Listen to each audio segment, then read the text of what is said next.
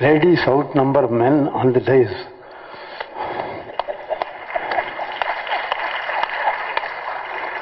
So கொஞ்சம் பயமாக இருக்குது பேசுகிறதுக்கு. வீட்டில் தான் பயமாக இருக்குன்னா இங்கேயும் பயமாக இருக்கு. லேடிஸ் அண்ட் ஜென்டில்மேன், அனைவருக்கும் வணக்கம்.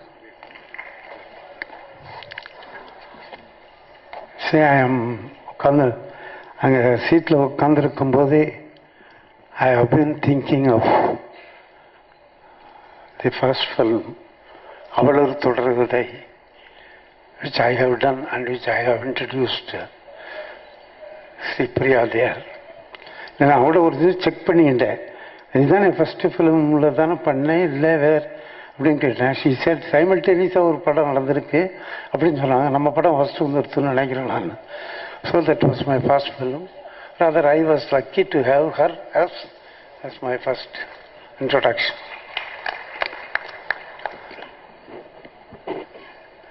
இப்போ அந்த நாளாக பார்த்துட்டு அது 33 years or 34 years இருக்கும்னு நினைக்கிறேன். 30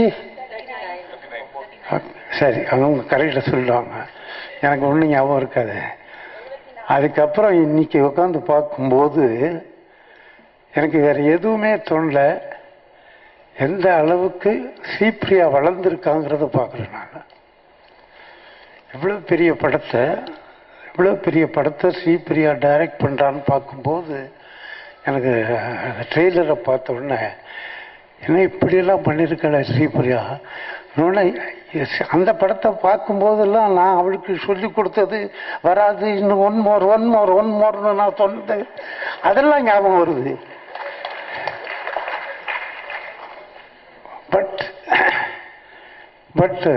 But she has been a very keen observer. அதில் 2 nuisance as far as Sripriya is concerned. ஒரு நியூசன்ஸ் டைரக்டர் கேபி, இன்னொரு நியூசன்ஸ் கமலஹாசன். என்னத்தினால நியூசன்ஸ்னு சொன்னா, அவ்வளோ பெரிய ஆக்டர் ஆயிட்டான். அதுக்குள்ள அவ்வளோ பெரிய ஆக்டரோடு இவன் நடிக்கணும். ஸோ அவனுக்கு மேட்ச் பண்ணணும். எப்படி மேட்ச் பண்ணுறது? அதனால் 2 நியூஸையும் அவன் மீட் பண்ண வேண்டியதாக இருந்தது. அதை வச்சு பார்த்து தான் எப்படி 40 வருஷம் 38 வருஷமாக முன்னுக்கு வந்தது. என்னால் அவரை பிரமிப்பாக பார்க்குறேன். என்ன சொல்லப்போனால், கமலஹாசன் விஸ்வரூபம் எடுத்தான்னா இவன் ஒரு சின்ன விஸ்வரூபம் எடுத்துருவான்னு நினைக்கிறேன் நான் இந்த படத்தில்.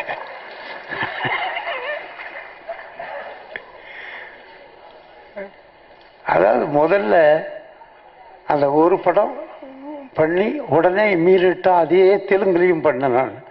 தெலுங்கில் வேற ஒரு ப்ரொடியூசர் பண்ண போது இந்த பர்டிகுலர் ரோல் ஸ்ரீபிரியாவே பண்ணணும் அப்படின்னு நினச்சேன். 2 பேர் பண்ணணும்னு நினச்சேன். ஒன்று ஸ்ரீபிரியாவும் பண்ணணும், இன்னொருத்தர் யாரோ பண்ணணும்னு நினச்சேன். அதே மாதிரி ஸ்ரீபிரியா பண்ணிச்சேன். ஆனால் அந்த முதல் படம் எடுக்கும்போதே அதில் என்ன முடிவு பண்ணோன்னா, நானும் ப்ரொடியூசரும் அரங்கண்ணலும் இந்த படத்தில் யாருமே ஒரு படத்தில் கூட தலையாட்டிருக்கக்கூடாது. அப்படிப்பட்ட நடிகர் நடிகைகளை நம்ம சூஸ் பண்ணணும் அப்படிங்கிறது தான் எங்களுடைய மோட்டோ.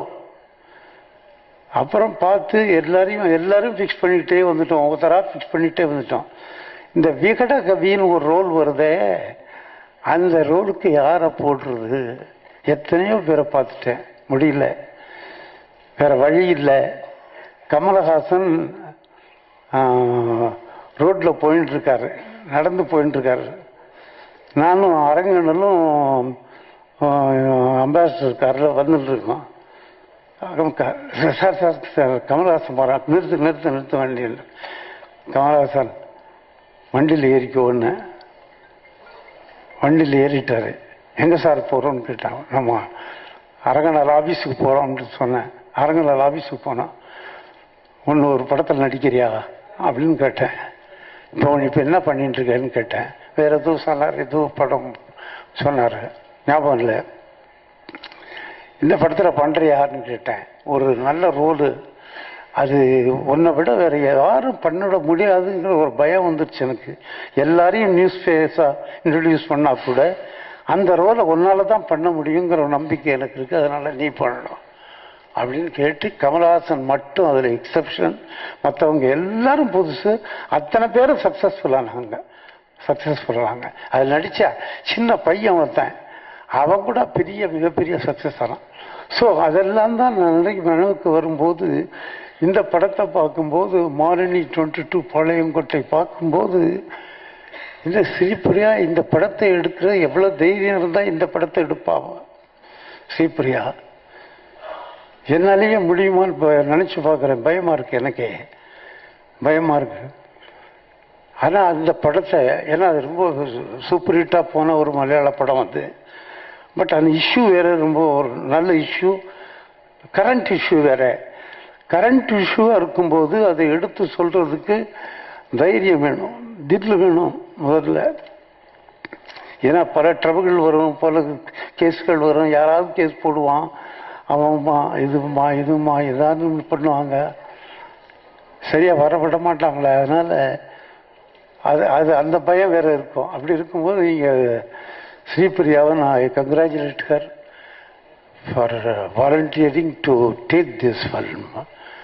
நான் ரொம்ப கேள்விப்பட்டிருக்கேன், அந்த படத்தை நான் பார்த்ததில்லை.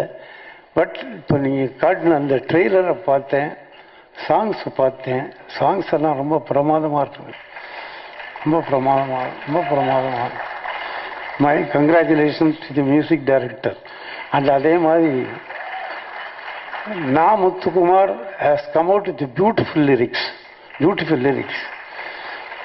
எல்லாத்தையும் விடுங்க, முதல்ல அதில் பாராட்டப்பட வேண்டிய விஷயம், லிரிக்ஸ் காதில் கேட்டுதுயா. லிரிக்ஸ் காதில் அழகா கேட்டுது.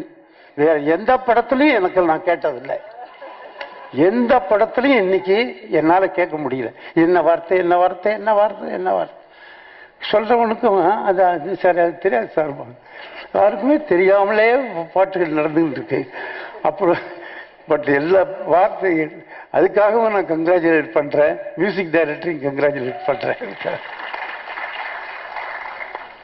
ஸோ இந்த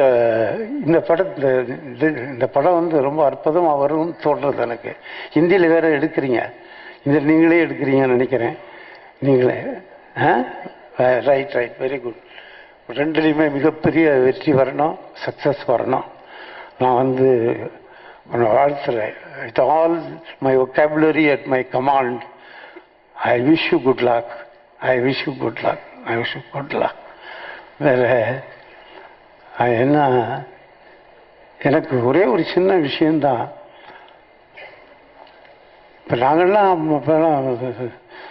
இப்போ படம் எடுத்திருக்கேன், நானும் நிறைய விமன் சென்ட்ரிக் படங்களாக எடுத்திருக்கேன் நிறையா. சுஹாசினி கூட சொன்னாங்க, விமன் சென்ட்ரிக் படங்களில் எடுக்கிறதுக்கு பாலச்சந்தர் தாங்கிற மாதிரி ஒரு பேர் வந்தது. அந்த மாதிரி விமன் சென்ட்ரிக் ஃபிலிம்ஸ் எல்லாம் எடுத்துகிட்டு இருக்கும்போது இப்போ நீங்கள் ஆரம்பிச்சுட்டீங்க, எங்களுக்கு இடம் கொடுக்க மாட்டீங்க போல இருக்கு. அதனால் நீங்கள்லாம் இப்போ உமன் சென்ட்ரிக் ஃபிலிம்ஸ் எடுக்க ஆரம்பிச்சுட்டு எங்களை போய் ஆம்பளைகளுக்கு இடம் கொடுக்காம போயிடுவங்களோன்னு கவலையாக இருக்குது. ஒன்று ஒன்றா பண்ணிக்கலாம். நீங்கள் மென் சென்ட்ரிக் ஃபிலிம்ஸ் எடுங்க, நாங்கள் உமன் சென்ட்ரிக் ஃபிலிம்ஸ் நாங்கள் எடுக்கிறோம். இந்த அண்டர்ஸ்டாண்டிங் வந்துட்டோம்னா சௌரியமாக 2 பேரும் பொழைச்சிக்கலாம். So I wish the film a very great success and I thank Sripriya. சாதாரணமாக கொஞ்சம் வெளியில் போகிறது கஷ்டமாக இருக்குது, வெளியில் வர முடியறதில்லை இப்போதான். பட் ஸ்ரீபிரியா ஃபோன் பண்ணி நீங்கள் வரணும், அவசியம் வரணும் அப்படின்னு சொன்னோடனே இன்னும் ஒரு முக்கியமான விஷயம் சொல்ல விட்டேன் நான். ஸ்ரீபிரியா தமிழில் இன்னொரு படம் எடுத்தாங்க, காதோடு தான் நான் பேசுவேன்னு ஒரு படம். அதில் செவிட்டு பொண்ணாக ஆக்ட் பண்ணிட்டு அந்த படத்தை எங்கிட்ட ரிப்போர்ட்டு காட்டினாங்க. அந்த படத்தை பார்த்துட்டு நான் ரொம்ப அசந்து போனேன். இப்படி படம் எடுத்திருக்காள், என்ன தைரியமாக எடுத்திருக்கா ஸ்ரீபிரியா அப்படின்ட்டு. அது என்ன பண்ணேன், எனக்கு அது அப்படியே அதை கம்ப்ளீட்டாக டோட்டலி வேறவா பண்ணணும் அதை அப்படின்னு நினச்சிட்டு இவங்ககிட்டேருந்து ரைட்ஸ் வாங்கினேன். இவங்ககிட்டேருந்து ரைட்ஸ் வாங்கி தெலுங்கில் நான் எடுத்தேன் அந்த படத்தை. சரிதாவை போட்டு எடுத்தேன். சரிதா போட்டு எடுத்தேன். ஆமாம், கோகிலம்மான்னு பேர் இந்த படத்துக்கு. ரொம்ப பியூட்டிஃபுல்லாக வந்து அந்த படம். அதனால் இப்போ எங்கிட்ட குட்டு வாங்கின்னு சொல்கிறது குட்டலை, நிஜமாவே குட்டலை சார். அது சும்மா சொல்லுவாங்க, அவர் மோதிர கையால் குட்டு வாங்குங்கன்னு. ஏதோ மோதிர கையோ என்ன கையோ குட்டு வாங்கலை. இருந்தால் கூட அப்போ நடுவு எத்தனை டேக்கு சொல்லி சரி வா வா அப்படின்னு சொல்கிறது தானே. அதெல்லாம் அந்த காலத்தில் பழக்கம். ஏன்னா அந்த கமாண்ட் இருந்ததுனால அந்த காலத்தில் நாங்களாம் பிழைச்சோம். அந்த கமாண்ட் எங்களுக்கு இருந்தது. இப்போ அந்த டைரக்டர்ஸுக்கெல்லாம் இருக்காங்கிறது எனக்கு டவுட்டாக இருக்குது. சரி, சாரி, எல்லா டைரக்டர்ஸுக்கும் அந்த வருமாங்கிறது. நாங்கள் சொன்னால் கேட்பாங்க கரெக்டாக, மூஞ்சி தூக்கி வச்சுக்க மாட்டாங்க, அழுதுருவாங்க. போனோன்னா சரி சரி என்ன அப்புறம் அடுத்தா இது வேறு ஷார்ட் வச்சுக்கிறேன், அப்புறம் இந்த ஷார்ட் எடுத்துக்கிறேன். அதே மாதிரி பாருங்கள், ஒரு ஸ்ட்ரேஞ்ச் எக்ஸ்பீரியன்ஸ். அவளூர் தொடர்கதையில் அந்த சீன் ஒன்று ஞாபகம் இருக்குன்னு நினைக்கிறேன். சுஜாதா ஒரு சீனில் ஒரு பர்டிகுலர் ஆக்ஷன் சொல்ல வேண்டிய ஆக்ஷன் வரும்போது சுஜாதா திருப்பி சொல்கிறேன், I'm not getting the result அப்படின்னு சொல்லி நான் வந்து சரி பீங் எ லேடி திட்ட மாட்டேன். இப்போ கமலை திட்டுற மாதிரி நான் திட்ட மாட்டேன் இல்லையா. பட் அந்த அந்த அந்த புலோனு ஆங்கர் வருது பாருங்க, அந்த ஆங்கரை பார்த்தோன்னே பயந்து விக்கி அழ ஆரம்பிச்சிட்டா. நான் தலையில் இப்படி கை வச்சு வந்தான். என்ன பண்ணேன், கொஞ்சம் போட்டு ஃபேன் ஆன் பண்ணுப்பா. சரி, அடுத்த ஷார்ட்டை அரேஞ்ச் பண்ணிட்டு அப்புறம் எடுத்துக்கிறேன் இந்த ஷார்ட்டை அப்படின்னு சொல்லிட்டேன்.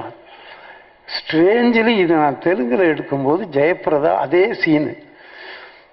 ஜெயபிரதா இப்போ நீயும் அதே ரோல் தான் பண்ணேன், ஸ்ரீபிரியா அதே ரோல் பண்ணேன். அதே இடம் அதே சீனு ஜெயபிரதாவுக்கு சொல்லி சொல்லி சொல்லி சொல்லி சொல்லி பார்த்தேன், வரல இவருக்கு. மறுபடியும் அதே மாதிரி கோச்சிக்கிட்டேன். அழ வைக்கணுங்கிறதுக்காக இல்லை, அவளும் விக்கி அழுதா அந்த சீனில். அது ரொம்ப ஒரு ஸ்டேஜ் கோயின்சிடென்ட்டாக தோணுச்சு எனக்கு.